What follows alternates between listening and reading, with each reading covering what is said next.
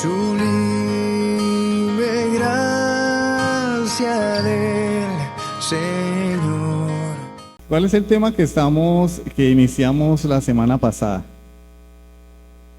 El Sermón del Monte. Muy bien, muy bien. Entonces vamos a buscar el Evangelio de Mateo capítulo 5. Evangelio de Mateo capítulo 5. Y vamos a leer los versículos del 1 al 11. Mateo 5, del 1 al 11. Cuando lo tengan pueden decir amén. O ya lo tengo. Evangelio de Mateo capítulo 5, versículos del 1 al 11. ¿Ya lo tienen? Bueno, entonces vamos a leer. Viendo la multitud, subió al monte, y sentándose vinieron a él sus discípulos. Y abriendo su boca les enseñaba, diciendo: Bienaventurados los pobres en espíritu, porque de ellos es el reino de los cielos. Bienaventurados los que lloran, porque ellos recibirán consolación. Bienaventurados los mansos, porque ellos recibirán la tierra por heredad. Bienaventurados los que tienen hambre y sed de justicia, porque ellos serán saciados. Bienaventurados los misericordiosos, porque ellos alcanzarán misericordia. Bienaventurados los de limpio corazón, porque ellos verán a Dios. Bienaventurados los pacificadores, porque ellos serán llamados hijos de Dios. Bienaventurados los que padecen persecución por causa de la justicia, porque de ellos es el reino de los cielos. Bienaventurados sois cuando por mi causa os vituperen y os persigan, y digan toda clase de mal contra vosotros mintiendo. Gozaos y alegraos, porque vuestro galardón es grande en los cielos, porque así persiguieron a los profetas que fueron antes de vosotros. Amén. Vamos a orar. Padre Celestial, yo te alabo, te doy honra y gloria, Señor, porque nos permites ser expuestos a este maravilloso libro. Tu palabra, Señor. Es a través de este libro que tú escogiste hablar a tu pueblo. Es a través de este libro que tú, Señor, te revelas al hombre. Y es a través de este libro que tú iluminas a tu iglesia. Señor, permite que no nos distraigamos, que podamos estar atentos al mensaje y más aún que quede grabado en nuestro corazón para aplicarlo a nuestras vidas, que podamos ser no solamente oidores olvidadizos, sino hacedores de tu palabra. Que oigamos, atesoremos y pongamos por obra este mensaje de la Escritura, bendito Dios. Ayúdanos, Señor, te lo pedimos en el nombre de Jesucristo. Amén. Bueno, el título del sermón: En busca de la felicidad. La semana pasada hacíamos una introducción a los 3 capítulos del sermón, muy general, muy general. Hoy vamos a hacer una introducción a las bienaventuranzas. No vamos a estudiar las bienaventuranzas una por una. Vamos a mencionar una que otra porque va a ser una introducción general. Hace unos años se presentó una película llamada En busca de la felicidad. Yo creo que muchos de ustedes la vieron, la vimos. De hecho, en la iglesia donde estábamos la presentaron, En busca de la felicidad, con Will Smith.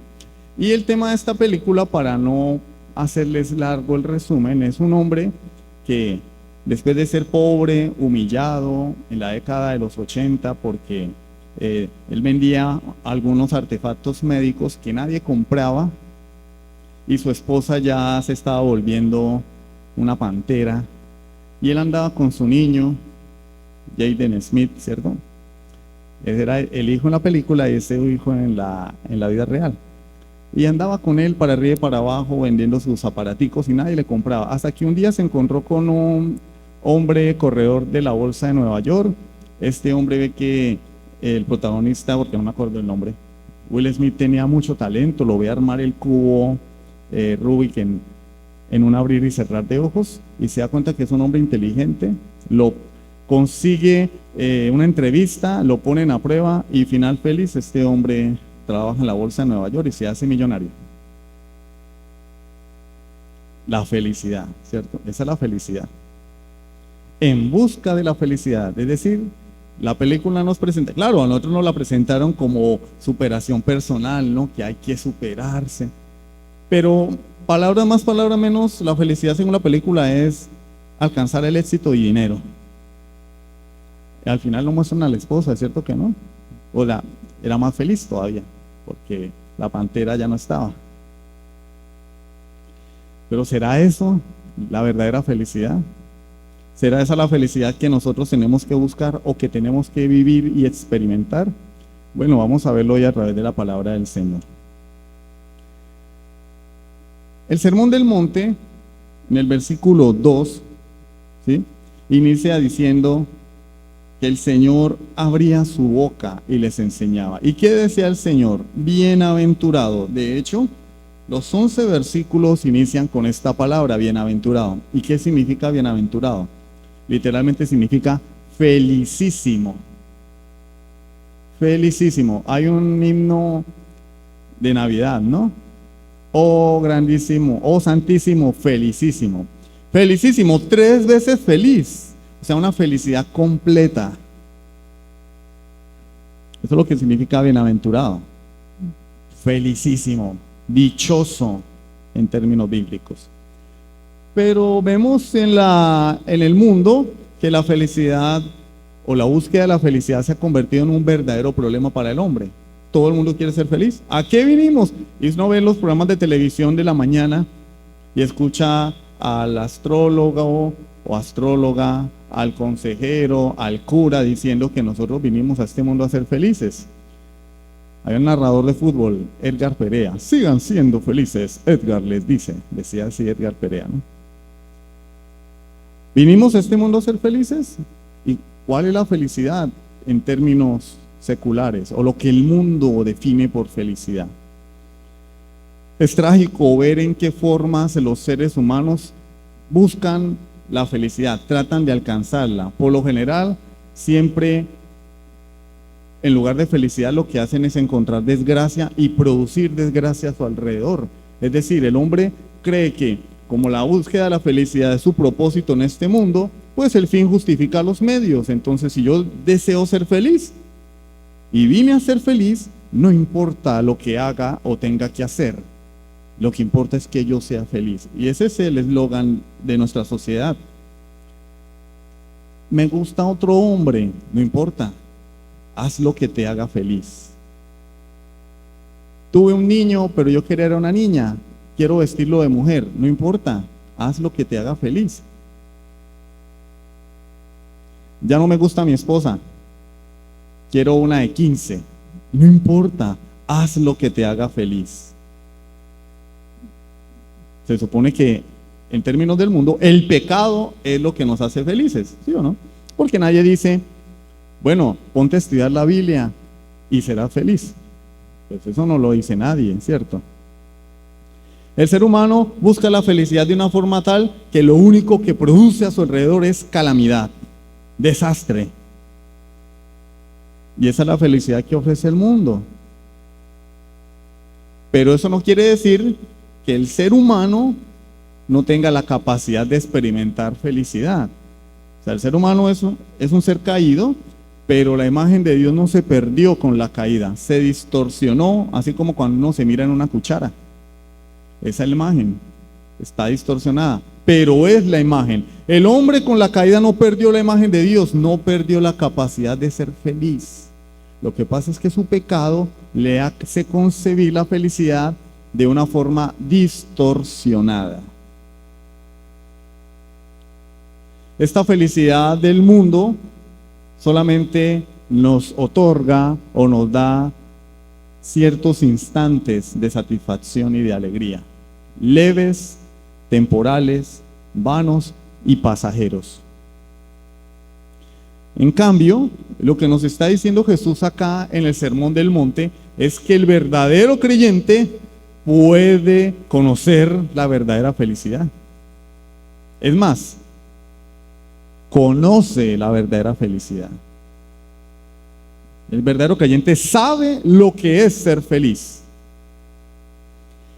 Este sermón del monte no es un conjunto de instrucciones para llegar a ser creyentes. No es, bueno, tú quieres ser hijo de Dios, tienes que ser manso.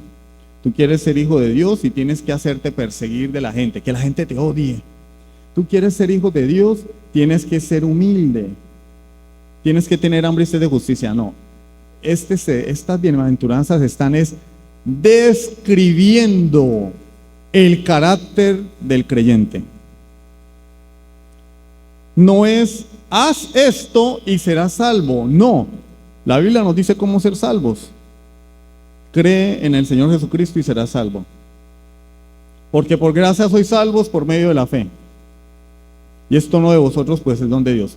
¿Quieres ser salvo? Cree en Jesucristo. Pero aquí no nos dice cómo ser salvos. Aquí nos dice cuál es la vida de alguien que ya es salvo.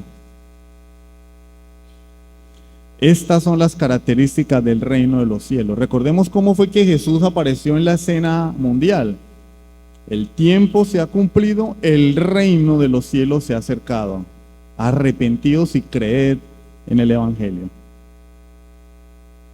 Ahora, esta es la constitución del reino de Jesucristo. Y bajo esa constitución viven los súbditos del reino. Y quienes viven en esa constitución son felices, son bienaventurados. Juan capítulo 6, versículo 28 dice,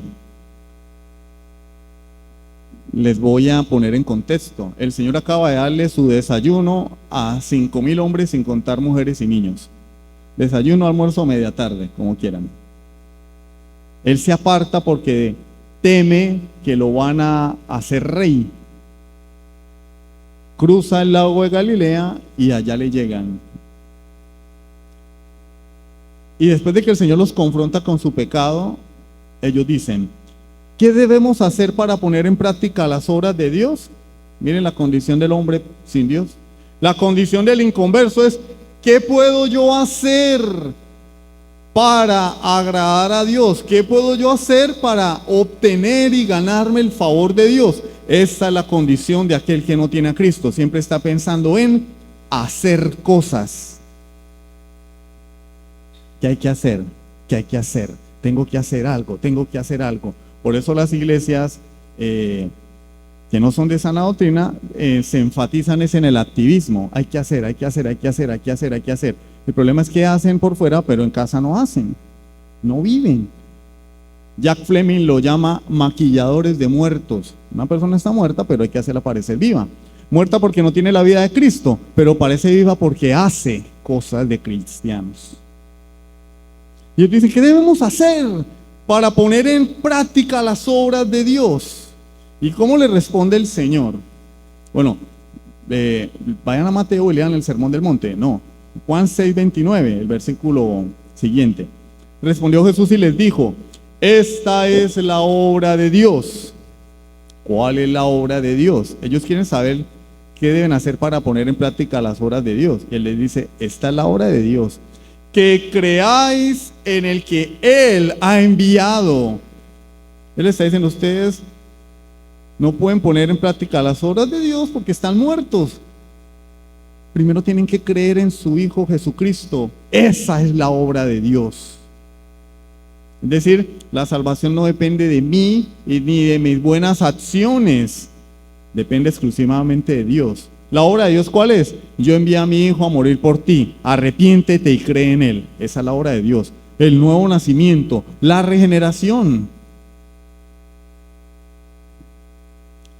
De manera que este sermón no es para que nadie se convierta a las bienaventuranzas. Sería salvación por obras. Ahora bien, el Antiguo Testamento, ¿cómo finalizó? Con el libro de Malaquías. La última palabra que aparece en Malaquías capítulo 4, versículo 6 es maldición. Él hará volver el corazón de los padres hacia los hijos, el corazón de los hijos hacia los padres. No sea que yo venga y hiera la tierra con maldición. Es en ese mismo libro donde le dice, malditos sois con maldición porque me habéis robado. Y ese texto es usado para exigir diezmo, ¿cierto? Está mal porque ese texto no es para eso. Eso tiene principios espirituales detrás de ello. Pero no vamos a hablar de ese tema.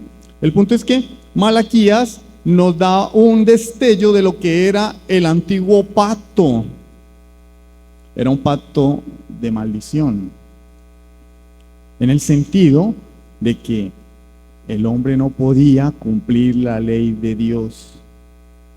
Y por eso el hombre era maldito. La ley de Dios no es maldita. La ley de Dios no es mala. Pero la ley de Dios nos muestra nuestra incapacidad. Era un pacto de muerte. Finaliza con maldición. Y Jesús entra en escena en el Evangelio de Mateo, y el primer sermón registrado allí, en Mateo, el primer sermón que se registra,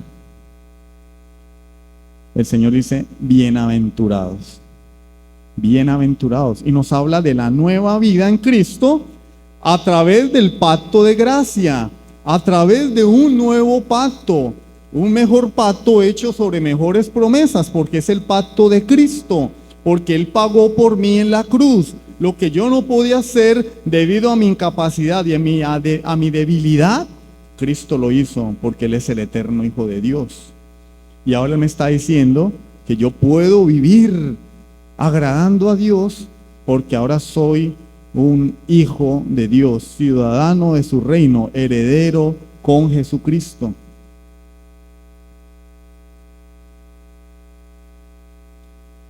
Y es en ese nuevo pacto que Jesús nos dice que es posible ser realmente feliz.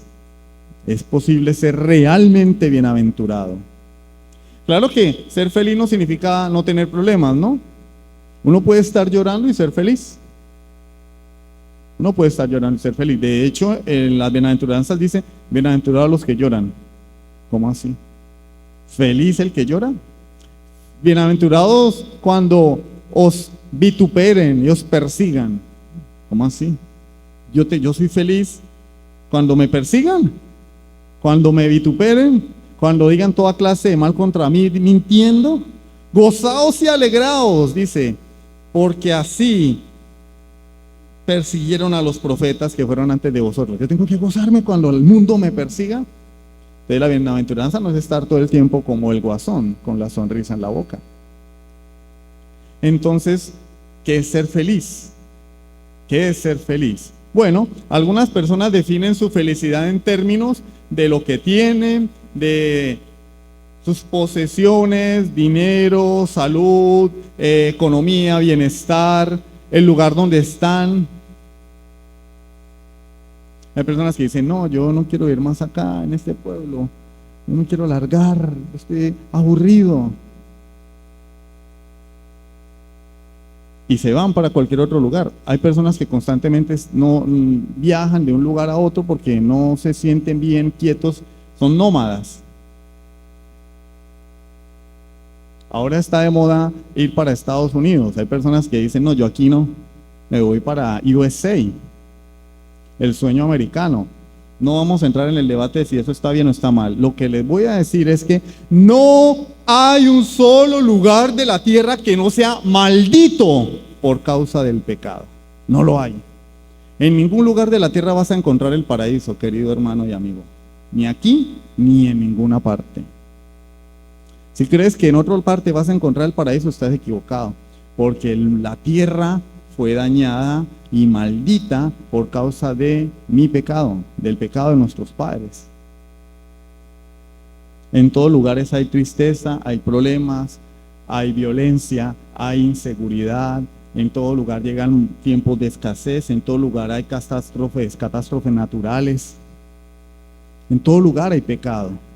Y eso es lo que tenemos que entender. Donde quiera que yo vaya, allí va a haber pecado. Y si en algún momento yo encuentro el paraíso en la tierra, cuando yo llegue, se daña. Porque llegó el imperfecto. Encontré el lugar perfecto, ya lo dañaste. Llegaste tú.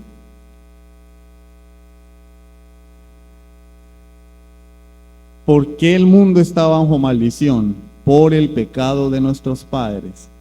¿Cómo eran nuestros padres? Felices. En el huerto del Edén, Adán y Eva eran felices, tenían comunión plena con el Señor, hablaban con Él cara a cara, escuchaban la voz de Dios, no trabajaban como castigo, como dice la canción, no, trabajaban porque ese era el legado de Dios. Dios es un Dios que trabaja, y ellos trabajaban, pero no se cansaban, no tenían que cobrar un sueldo, no les quedaban mal con una pensión, no subía el dólar ni bajaba el dólar, no subían los impuestos, ¿no? Trabajaban y disfrutaban. ¿Y qué pasó? No estaban contentos. Querían más. ¿Pero qué querían? El trono de Dios. Cayeron en el engaño de Satanás. Satanás les vendió la mentira de que lo que tenían no era suficiente. Adán, tú mereces más. Tú puedes llegar a ser Dios. ¡Ah! ¿De verdad? Uy, ¿dónde le firmo? Y el hombre se rebela contra Dios. Lo vemos en términos de que el hombre comió la frutica y ya, ay, no, sí, yo no sabía. No. Ellos cayeron en el engaño, en la mentira de que podían quitarse el yugo de Dios y no veían la cantidad de bendiciones que tenían de parte de Dios. Quitaron sus ojos de todo el jardín del Edén y se concentraron solo en una fruta que no podían comer. No, este Dios es malo. Este Dios es malo, tiene que ser un ser muy perverso. O sea, prohibirme comer esa fruta, ponerme una trampa, este Dios tiene que ser malo. Muchos hoy piensan así. Y a muchos que dicen que incluso se creen cristianos. Dicen, pero es que si Dios fuera bueno no hubiera puesto la trampa. Es que Dios no tiene obligaciones con nadie. No le debe nada a nadie. Él hace lo que le da la gana porque Él es Dios. Él es Dios. Y antes bien fue bondadoso porque Él no le debía a Adán ni siquiera crearlo. Lo creó y le dio un paraíso. No le debía eso y se lo dio. Entonces el hombre siempre ve lo malo de Dios.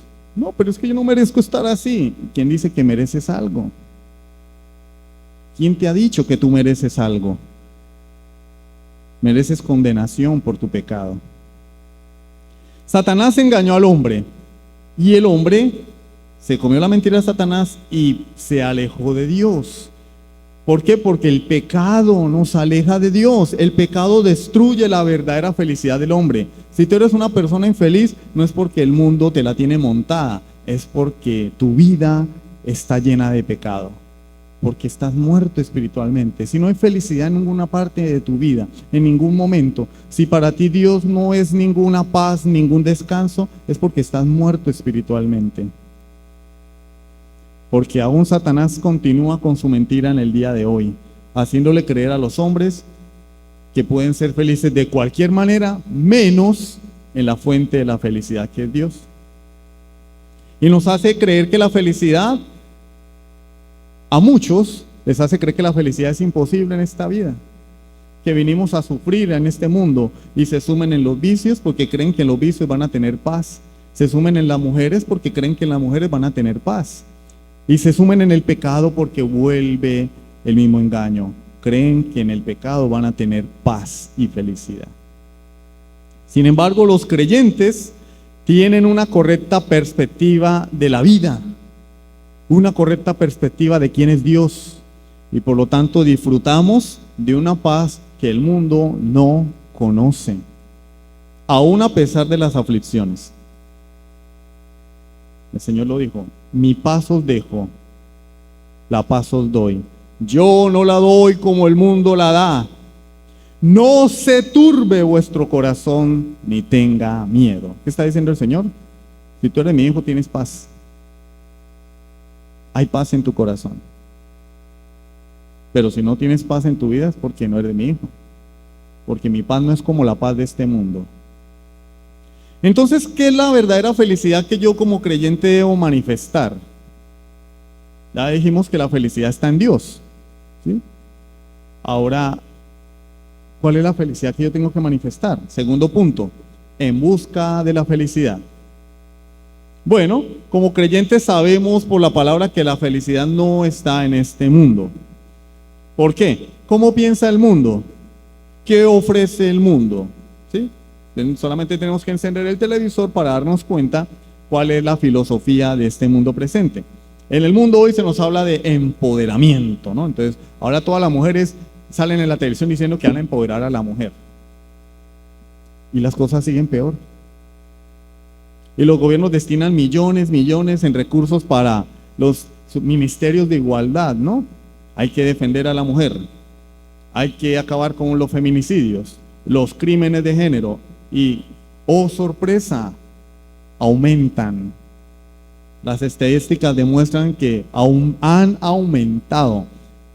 Había menos feminicidios, menos crímenes de género cuando no fregaban tanto la vida con ese cuento. Y cuando no robaban el dinero del pueblo para invertirlo en una causa perdida y llenarse sus bolsillos.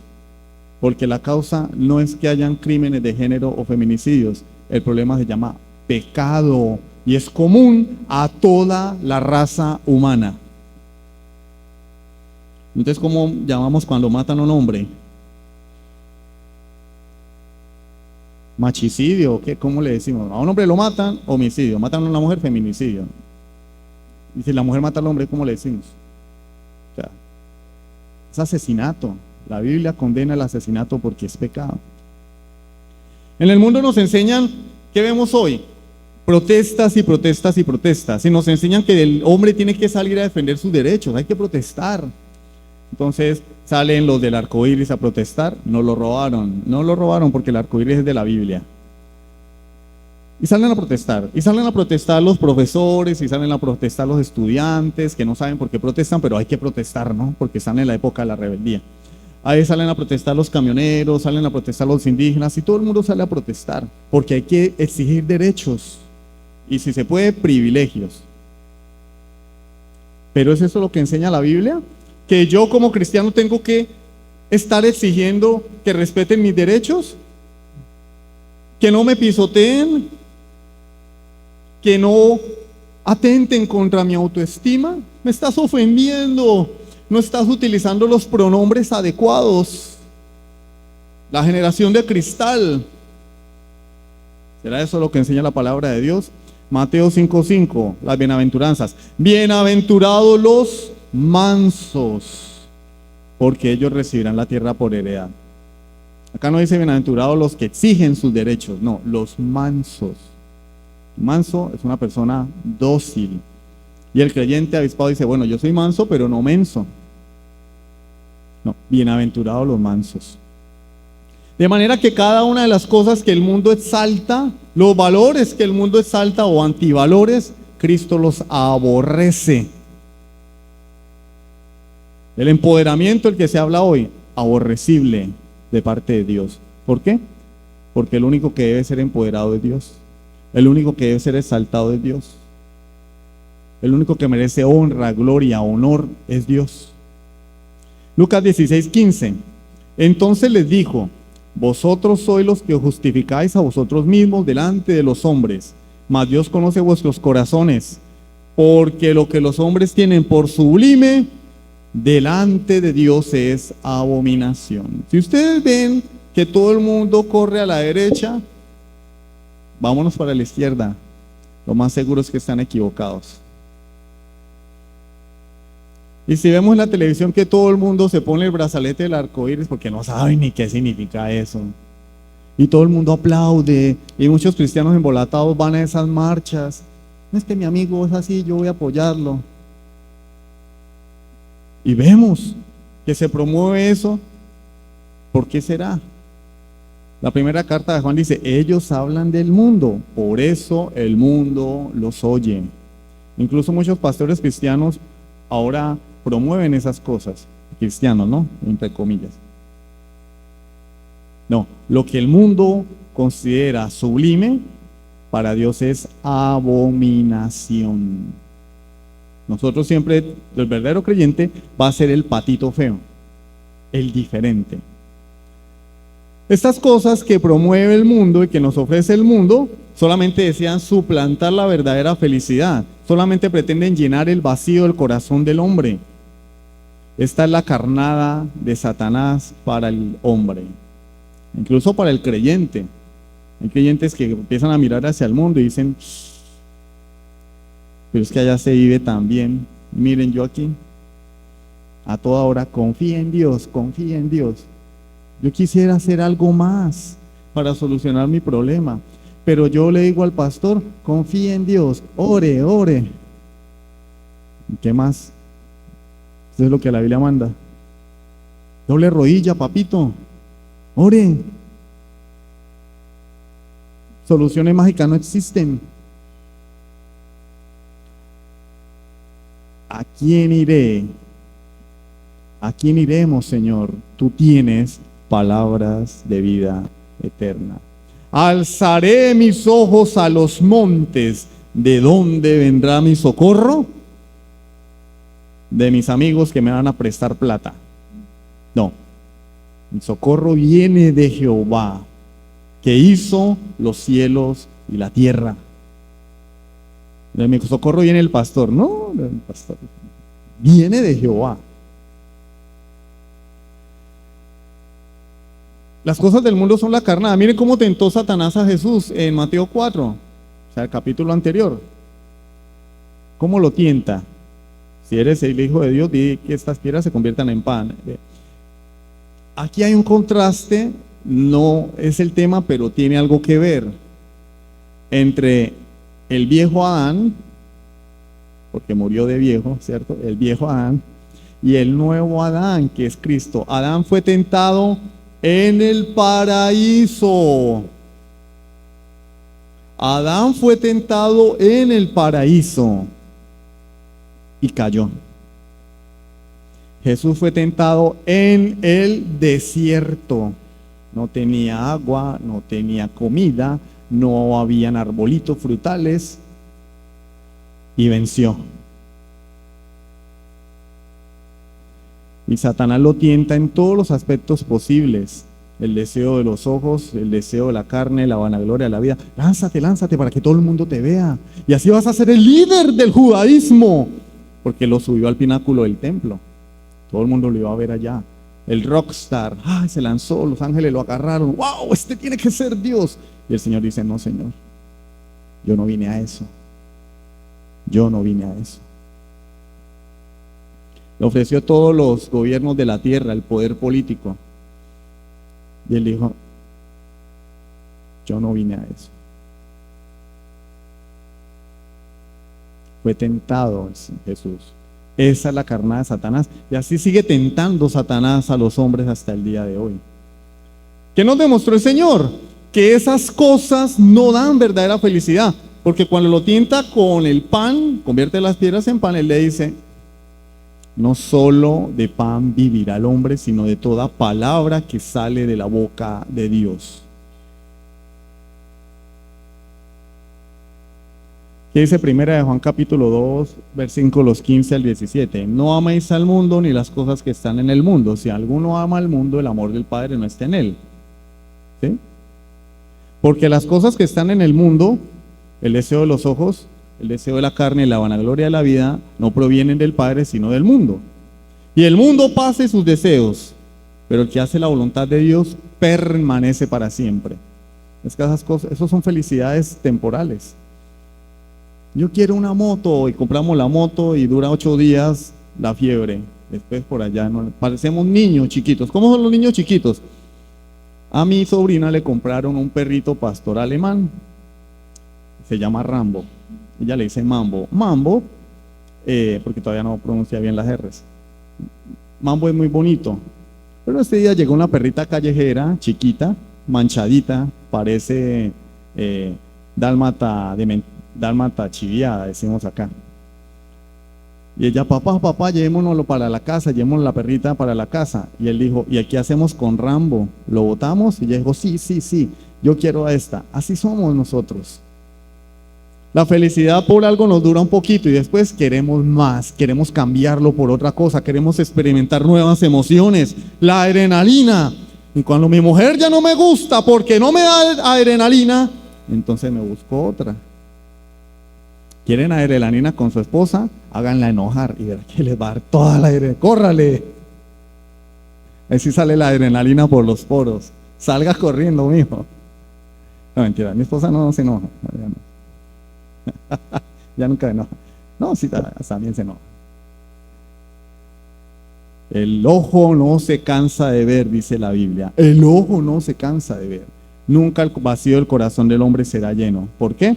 Porque lo que el hombre tiene es una necesidad espiritual. El problema del hombre es espiritual. ¿Cómo vamos a llenar un vacío espiritual con cosas materiales? No es posible. Volteémoslo a la inversa. Redundante. Pongámoslo a la inversa. Si yo tengo hambre, ¿qué debo hacer? ¿Ponerme a leer la Biblia? No. Si yo tengo sed, llegué cansado de Cúcuta porque estaba haciendo mucho sol y estoy deshidratado, llego a la casa y le digo, mi amor, léame un versículo de la Biblia que tengo sed. No, tengo que tomar agua, es una necesidad física. Por más que lea la Biblia no se me va a quitar la sed. Por más que lea la Biblia no se me va a quitar el hambre. Tengo hambre, me voy a poner a cantar un himno. No. De la misma forma, la necesidad espiritual del hombre no se puede llenar con cosas materiales. Es imposible. Solamente la puede llenar ¿quién? Dios, que es el creador del hombre. Dice Lucas 12:13 al 15. Le dijo uno de la multitud: Maestro, di a mi hermano que parta conmigo la herencia. Mas él le dijo: Hombre, ¿quién me ha puesto sobre vosotros como juez o partidor? Y les dijo: Mirad y guardaos de toda avaricia, porque la vida del hombre no consiste en la abundancia de los bienes que posee. ¿Se escuchan? Y muchos pensamos que vinimos aquí fue a hacer dinero, que vinimos aquí a acumular cosas, a tener cosas, a comprar casas, carros. Hermano, ¿se está diciendo que eso es pecado? No. Lo que Jesús está diciendo es que esa no es la razón de ser de nuestra existencia. Y muchos centran su vida en eso, en tener más, en alcanzar cada vez una mejor calidad de vida, en tener un mejor estatus. Mi casa tiene un piso, voy a construir el segundo piso. Y enfocan todos sus esfuerzos en eso. Y ya tienen segundo piso, entonces dicen, ahora voy a comprar otra casa. Y enfocan todos sus esfuerzos en eso. Y el estudiante se gradúa y ahora quiere una especialización, un doctorado, una maestría. Y enfocan todos sus esfuerzos en eso. Y el Señor dice, no, en eso no consiste la vida del hombre. Hermano, usted está promoviendo la mediocridad. Piensen lo que quieran, es lo que enseña la Biblia. La prioridad es Dios. Tus títulos, tu carrera deben girar, orbitar alrededor de Dios. Tus casas de 2, 3 pisos deben orbitar alrededor de la prioridad que es Dios. La vida del hombre no consiste en la abundancia de los bienes que posee. Si lo que tú tienes te está robando el tiempo que le pertenece a Dios, estás en pecado. Porque la vida del hombre no consiste en la abundancia de los bienes que posee. Y todos los bienes que tú posees deberían ser ayuda para que tú cumplas el propósito por el cual Dios te creó, que es vivir para su gloria. Tu trabajo debería proveerte dinero y alimento para que tú tengas tiempo para dedicarle a Dios y no al revés, porque hay personas que nunca tienen tiempo para Dios. No, estoy ocupado, tengo trabajo. Cuando no tienen trabajo, hermano Oris, oremos para que Dios me provea trabajo, y cuando les da el trabajo no vuelven. Entonces toca orar para que Dios les quite el trabajo. Señor, quítale el trabajo. Hermano Boris, estoy enfermo, me duele el pie, y ore por mí, ore por mí. Se sana el pie, no vuelve. Entonces hay que decirle, Señor, pártele la pierna para que vuelva. hermano Boris, tengo problemas en mi hogar, ore por mí. Ora uno, se solucionan los problemas, no vuelven. Señor, que se le caiga la casa encima, Señor, para que vuelva, porque es que solamente ven a Dios como el solucionador de sus problemas. Ingratitud, porque no conocen a Dios. Entonces, ¿qué caracteriza la felicidad del cristiano según las bienaventuranzas? La vida del hombre no consiste en la abundancia de los bienes que posee. ¿Y entonces en qué consiste la vida del hombre? ¿Sí? Según las bienaventuranzas, ¿cómo puedo yo realmente ser feliz? ¿O cómo debería yo demostrar la felicidad? Bueno, el Salmo 84:12 dice: Jehová de los ejércitos, dichoso el hombre que en ti confía. ¿Quién es dichoso verdaderamente? El que tiene casas, carros, dinero. Hermano, que usted es un resentido social, ¿no? Abraham era millonario, multimillonario, un poderoso en la tierra, y su prioridad era Dios, tanto así que teniendo todo el dinero de este mundo, nunca construyó una casa. Nunca construyó una casa.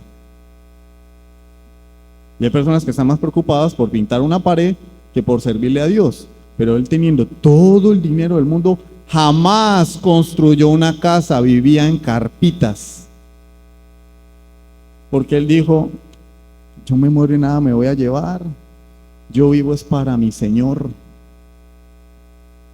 Y cuando tuvo la oportunidad de hacerse aún más rico, cuando salva a su sobrino Lot y toma el botín, él dice, los reyes de Sodoma y de Gomorra le dicen: quédate con el botín, te pertenece. Y él dice: no, nadie va a decir yo enriquecí a Abraham, porque a mí el que me enriquece es Dios. Hubiera sido cualquiera de nosotros, bueno, a ver, una maleta, una bolsa bien grande, venga, hasta en los calzoncillos nos hubiéramos metido plata. ¿Y qué hizo? Con una pequeña parte honró a Dios, se encontró con Jesucristo, Melquisedec, y le dio los diezmos. No estamos hablando de la doctrina del diezmo, ¿no? Lo que es el énfasis es que honró a Dios en primer lugar. Honró a Dios. Y lo demás, tenga, llévenselo, no lo necesito. Mi porción es Jehová. Ese sí era un hombre feliz. Felicísimo. Ese sí la tenía, como dicen, bien clara, bien claritica. Esto no se trata de una simple descripción de lo que el hombre hace. Es la diferencia básica entre el cristiano y el inconverso. El Nuevo Testamento considera esto como básico y fundamental, pero según los tiempos en los que estamos viviendo y lo que vemos que la necesidad primordial de la iglesia es tener una comprensión clara de esta diferencia. La iglesia no sabe diferenciar entre un creyente y un inconverso. No saben. Pensamos que todo el que entra por la puerta que dice es cristiano. Aleluya, aleluya. Dios te bendiga. No. Aquí Jesús, a través del Sermón del Monte y de la Bienaventuranza, nos está dando una radiografía de lo que es un verdadero creyente. Esto es un autoexamen. Tienes que mirar estas bienaventuranzas y evaluarte a la luz de ellas, porque acá nos está mostrando lo que es ser un verdadero creyente. Y la iglesia debe entenderlo. Es urgente que entendamos, que podamos discernir a través del estilo de vida de cada persona quién es un verdadero creyente. Porque las palabras se las lleva el viento. Las palabras se las lleva el viento. Este es el modelo de un cristiano. El mundo ha entrado en la iglesia y la iglesia se ha vuelto mundana. Tanto así que las iglesias ya no parecen iglesias del Señor. Las comparamos con las congregaciones de siglos pasados y parecen aquelarres, misas negras. Parecen discotecas. Es lo mismo entrar a una iglesia hoy que entrar a una discoteca. Es lo mismo. Show, música, todo centrado en el hombre. Al cliente hay que darle lo que quiera, lo que pida. ¿Cómo lo quiere, querido hermano? Hermano, usted está lanzando muchas piedras. Pues no le voy a rebajar al mensaje. No le voy a rebajar al mensaje. Porque es lo que la Biblia enseña. Yo no le estoy hablando acá del hermano Boris y de sus hazañas. Es lo que la Biblia enseña. Es la palabra de Dios. No debería ser nuestra ambición parecernos al mundo. Al contrario, nuestra ambición como creyentes debería ser lo más distintos al mundo. Nuestra felicidad debería ser semejantes a Cristo, y cuanto más mejor, porque así es cuando el mundo va a reconocer a la iglesia. Si entra aquí una persona y ve a la gente bailando, danzando, luces de colores, una orquesta aquí tocando, uno bien mechudo ahí que parece más cantante de rock, no tengo nada en contra del rock, parece más cantante de rock que cualquier otra cosa, vamos a hacer es una burla. Pero cuando el mundo ve al creyente y ve algo diferente, no por lo que dice, por su vida, su testimonio, ahí es cuando la iglesia va a ser realmente atractiva para las personas. De nada nos sirve ir y predicar a la calle, hacer grupos bíblicos, si la gente no ve una diferencia en nosotros. Si la gente no ve, oiga, pero esta persona es diferente. Puede que nos tengan rabia, pero digan, mire, a ese tipo no lo puedo ni ver, pero lo que no puedo negar es que él es diferente. Él no es como los demás, o ella no es como las demás. Pero si la iglesia se parece al mundo, ¿cuál es el atractivo? ¿Qué le ofrece la iglesia a los incrédulos? Nada, absolutamente nada. Y si yo le ofrezco a una persona salvación en Cristo y la persona mira mi vida y dice, no, mejor me quedo como estoy. Mejor me quedo como estoy. Yo estoy mejor que tú. Entonces se cumplirá lo que dice el apóstol Pablo en Romanos 2. El nombre de Dios es blasfemado entre los gentiles por causa de vosotros. El cristiano y el no cristiano son absolutamente diferentes en lo que admiran. El Señor dice, bienaventurados los pobres en espíritu. Y el creyente debe admirar al pobre en espíritu, aquel que es consciente de su ruina espiritual, aquel que sabe que sin Cristo no es nada, aquel que depende de Dios porque interpreta que no tiene nada fuera de Cristo. Pero el mundo que nos dice, no, hay que al conquistador, al Iron Man, al Capitán América. En esta semana la revista Forbes sacó la lista de las 50 personas más hermosas del mundo, y entre las mujeres el número 1 es Shakira. ¡Wow! Shakira, no puede ser. Yo les aseguro que en el mundo hay mujeres más hermosas que Shakira físicamente hablando. ¿Pero qué pasa? Pues ella es un instrumento de la agenda progresista y por eso la ponen allí como una de las personas más hermosas del mundo. Hermosa porque hizo un escándalo con su separación, porque humilla a su esposo públicamente y porque usa a sus hijos para llevar a cabo eso. Y eso es lo que el mundo dice. Mire, este es el modelo de mujer que tú tienes que seguir. Las mujeres ya no lloramos, ahora facturamos. Pero el Señor dice, no, debes admirar al pobre en espíritu. Tú debes ser pobre en espíritu, ser consciente de tu ruina espiritual. Pero es que yo ya me convertí, ya no estoy en ruina espiritual. Sigues viviendo por fe, sigues siendo santificado por gracia. Romanos 1:17. Porque en el Evangelio la justicia de Dios se revela por fe y para fe, como está escrito, mas el justo por la fe vivirá. Y allí la palabra vivirá no está hablando solamente en futuro, dice, significa literalmente vivirá y seguirá viviendo. La vida del cristiano es una vida de fe y de gracia. El Señor lo dijo en Juan capítulo 15, apartados de mí, nada podéis hacer. Siervos inútiles sois. No lo dice la Biblia, o me lo estoy inventando. El hermano Boris está tirando muy duro. Lo dice la Biblia. Cuando hagáis lo que deberíais haber hecho, decid de vosotros mismos, siervo inútil soy, porque lo que debería hacer, eso hice.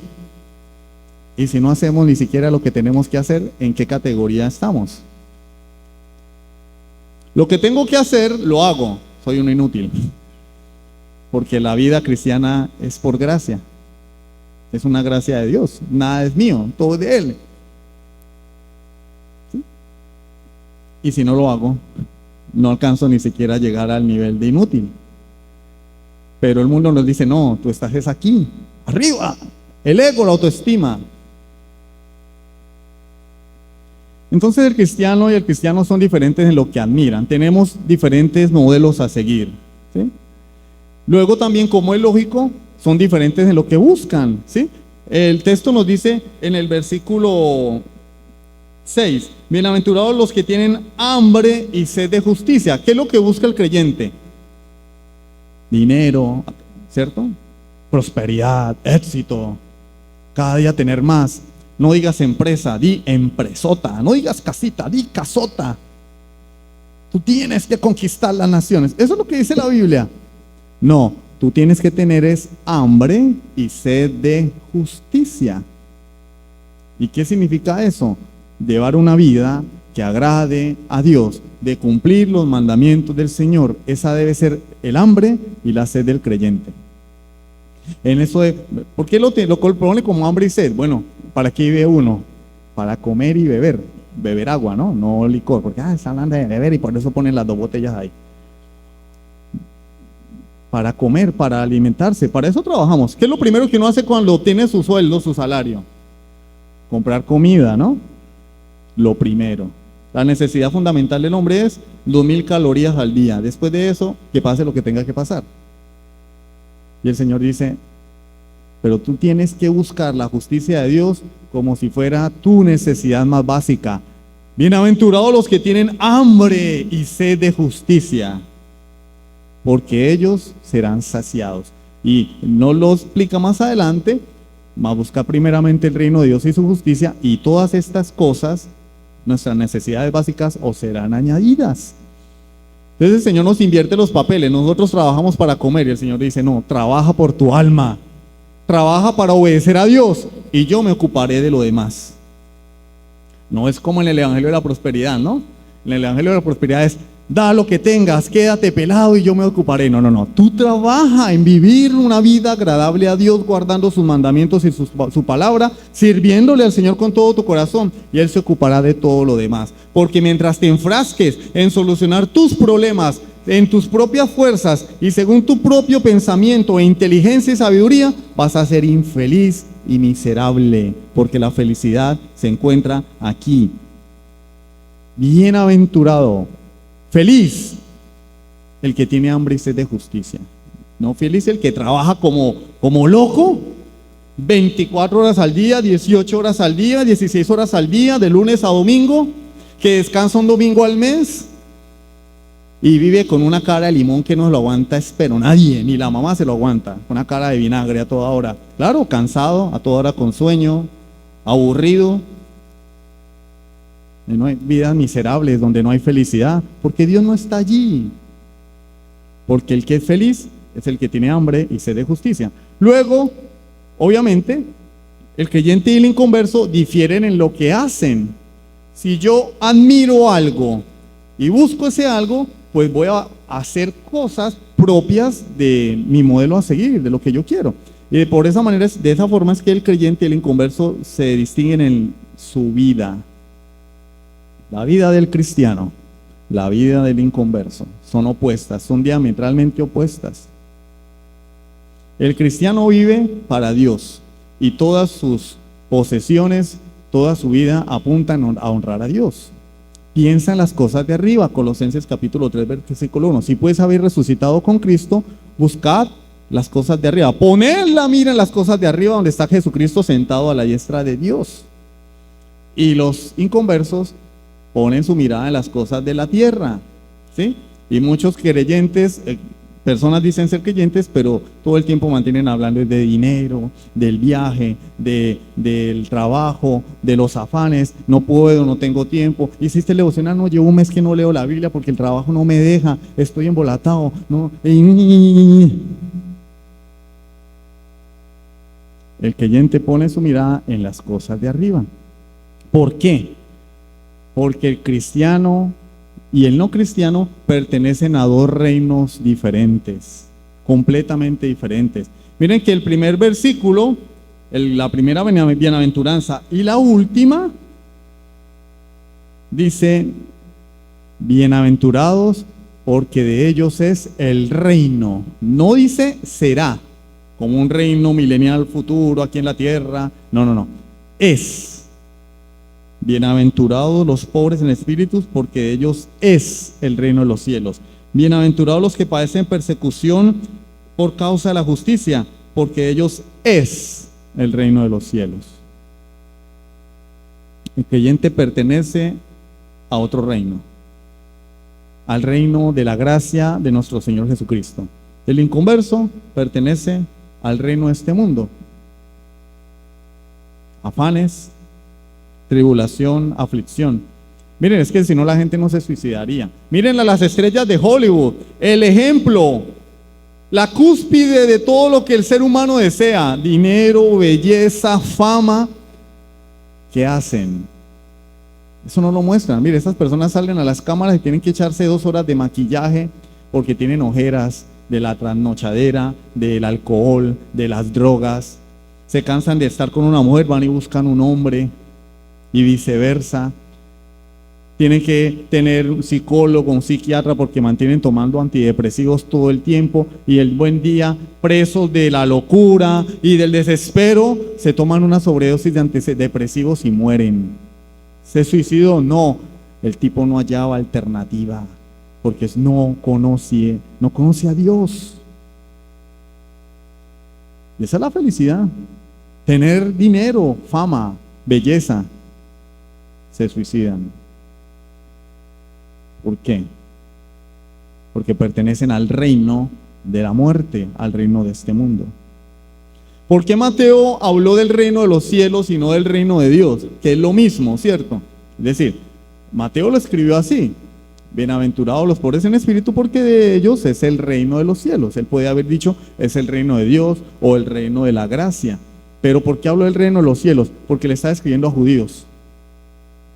Y los judíos eran como algunos de nosotros.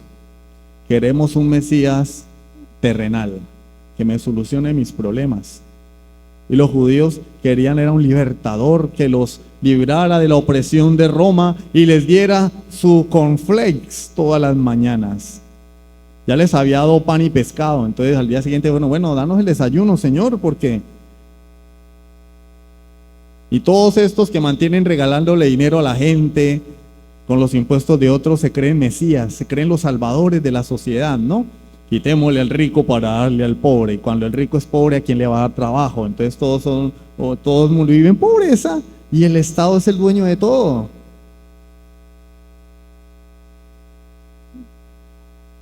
Mateo le escribe a este tipo de personas y le dice: el reino de Jesús no es de este mundo, como le dijo a Pilatos en el Evangelio de Juan.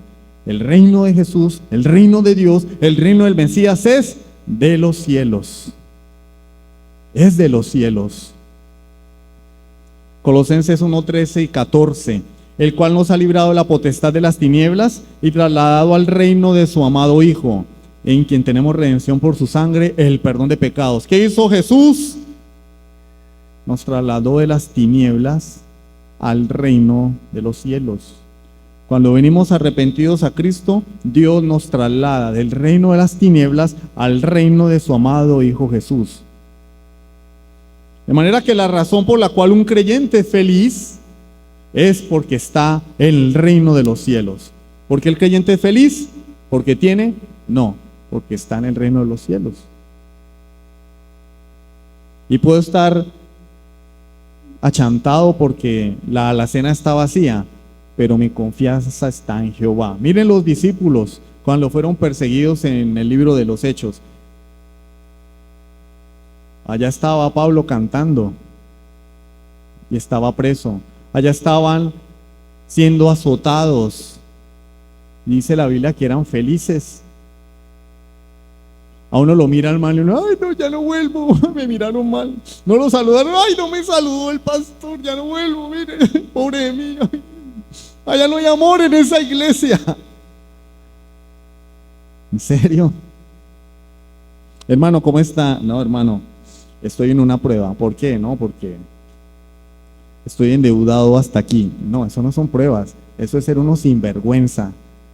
Eso es ser uno sinvergüenza, ponerse a endeudarse para comprar cosas que no necesita. Y después dice que Dios lo está probando. No, una prueba es cuando te persigan por ser creyente, cuando tus vecinos no te hablen por ser creyente, cuando tu familia no te hable por ser creyente, cuando tu familia te moleste por ser creyente, cuando en tu colegio, en tu universidad, te saquen de clase por decir que solamente hay dos sexos, hombre y mujer. Eso es tribulación y persecución por ser creyente. Lo demás, a veces son consecuencias de nuestros propios pecados. No, estoy pasando por una prueba, hermano, sí, no, la casa, problemas y problemas con mi mujer. Pero lo que no decimos es que yo soy un ogro, que no sé tratar a mi esposa. ¿Quién va a querer vivir con un ogro? Uy, no, problemas, estoy pasando por una prueba, hermano, tan difícil. Sí, no, los hijos están en rebeldía.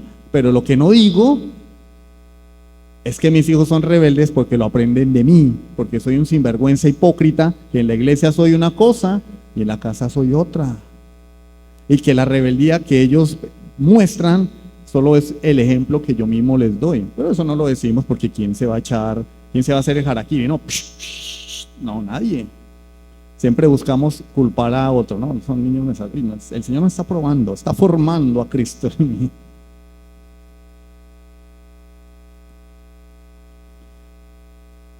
La razón de la felicidad del creyente es que está en el reino de los cielos y por eso es bienaventurado. En cambio, la felicidad que ofrece el mundo es vana, temporal y pasajera. Se va a acabar. Por eso la felicidad de este mundo es tan adictiva. El hombre cada vez quiere más, cada vez necesita dosis más fuerte, desea lo que sea que le proporciona felicidad. Pero la felicidad que da Dios es eterna. Es eterna, lo leímos. Dichoso el hombre que en ti confía. ¿A quién tengo yo en los cielos sino a ti? Y fuera de ti ninguna cosa deseo. Nosotros deberíamos estar llenos solo de saber que Dios es mi Padre. Solo con eso.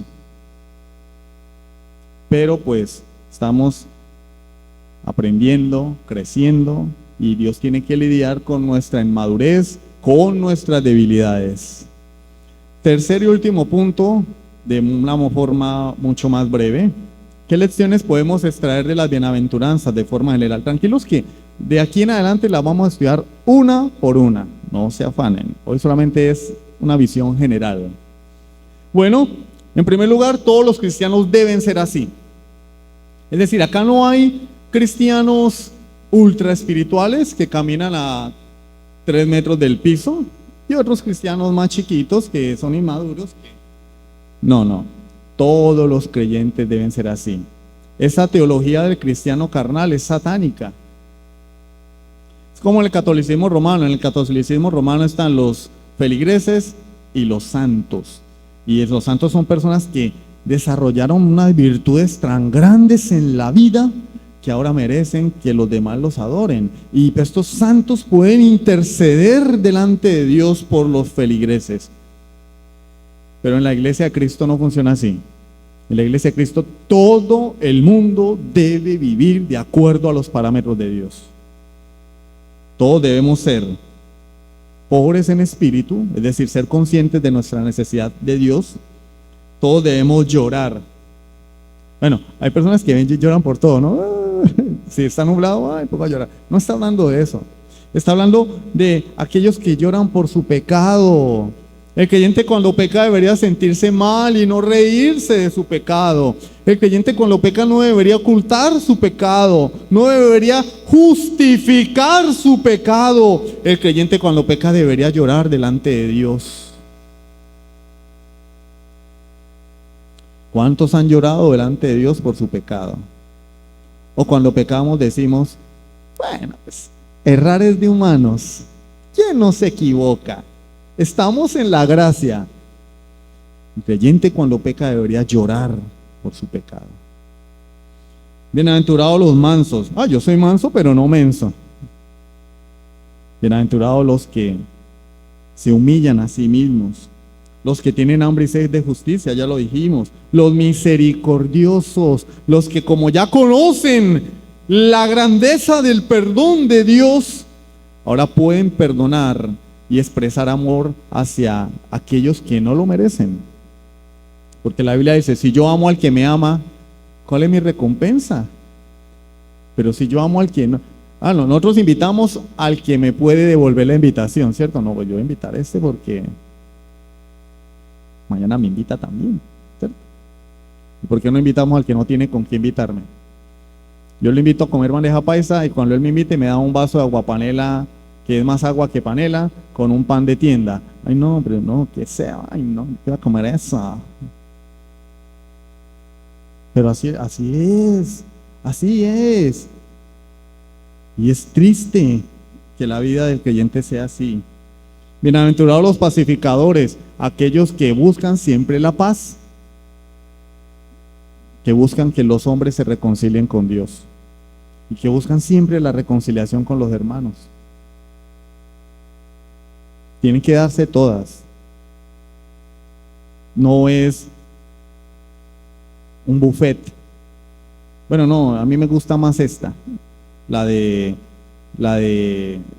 ser pobre en espíritu. No, esa de ser manso, no, porque yo soy manso, pero no menso.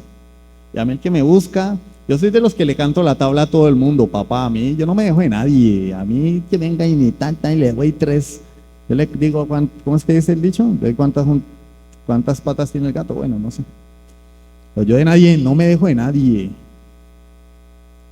Pero sí, yo soy pobre en espíritu. No, es contradictorio. Si tú eres consciente de tu ruina espiritual, tú consecuentemente tienes que ser manso. Una se deriva de la otra, son un todo.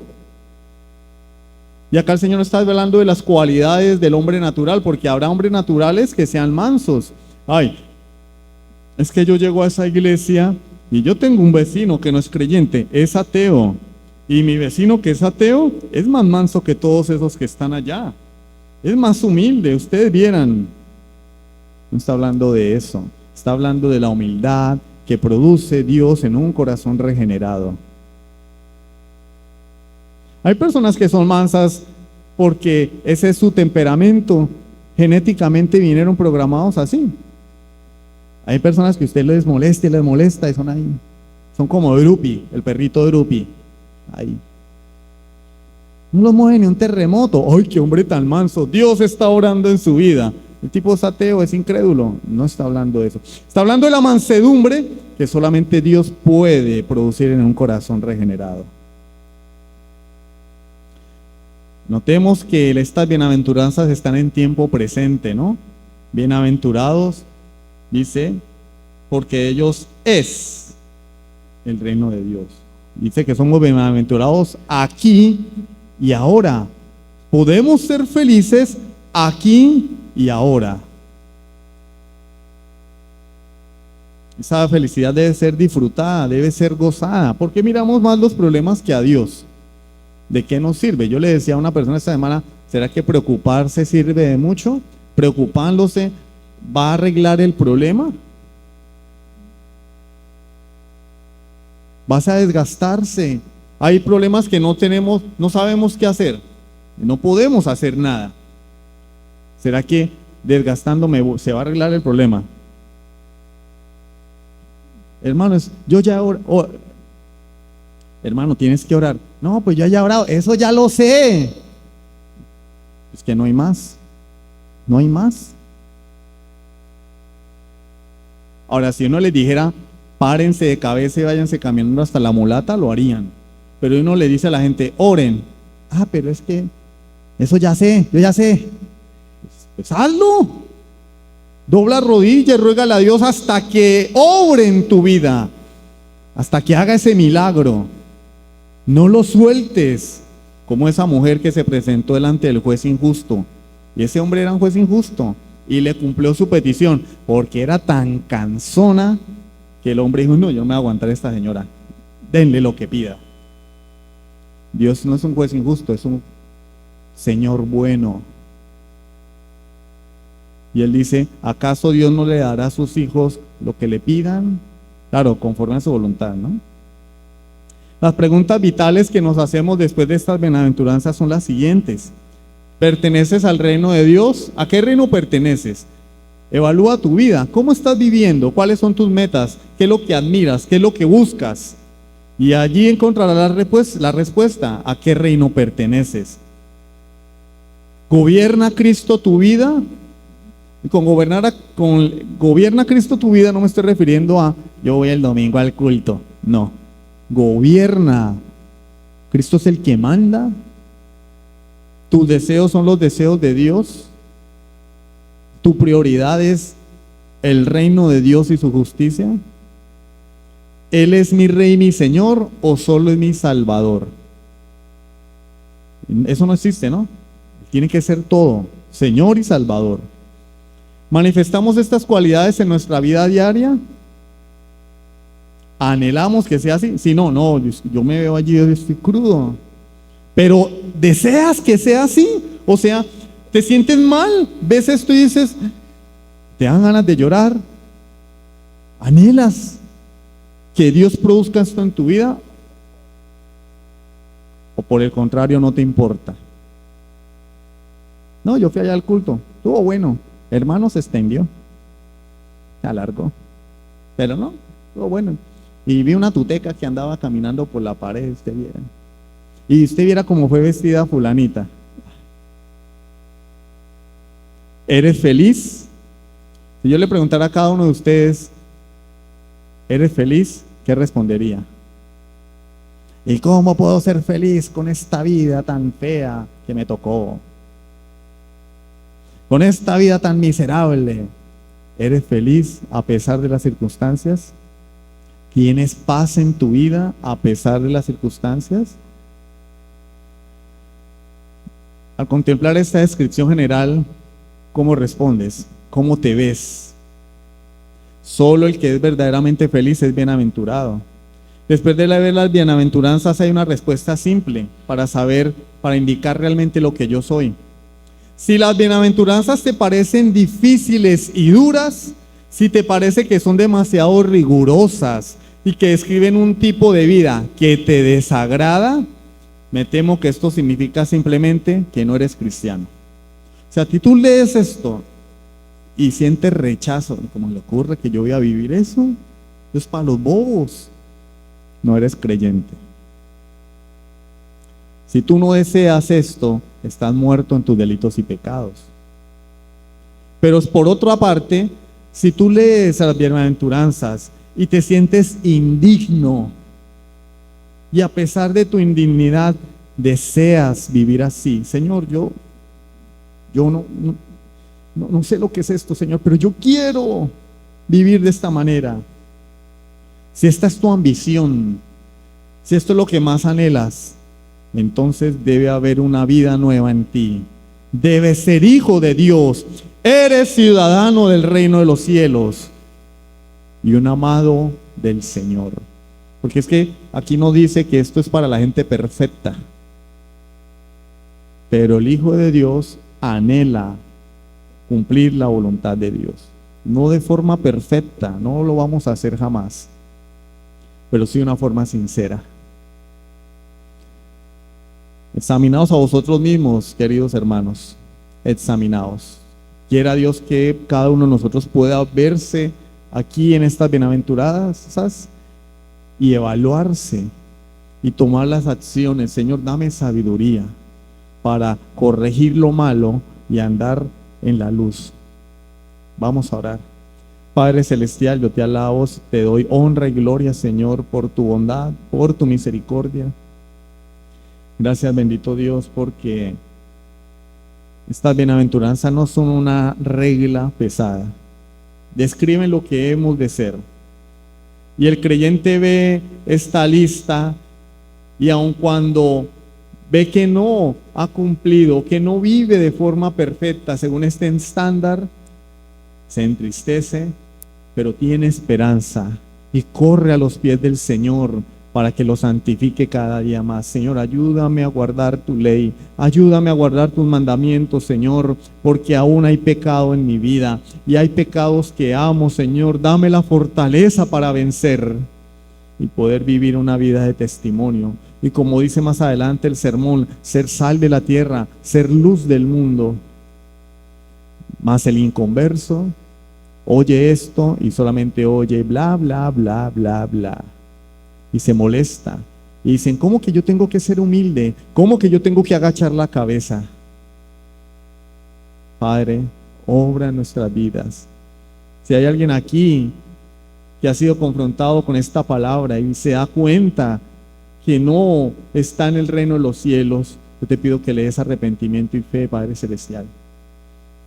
Y a nosotros, Señor, que profesamos ser creyentes, que nos duele nuestra condición de no poder practicar tu palabra como tú lo demandas. Ayúdanos, Señor, a vencer la tentación, a vencer aquellos pecados que aún hacen parte de nuestras vidas. Ayúdanos a santificarnos, Dios mío, a no perder el horizonte, a no perder la mirada, Señor, de Jesucristo. Ten piedad, Padre Celestial. Te lo pedimos en el nombre de Jesucristo. Amén. Sublime gracia del Señor.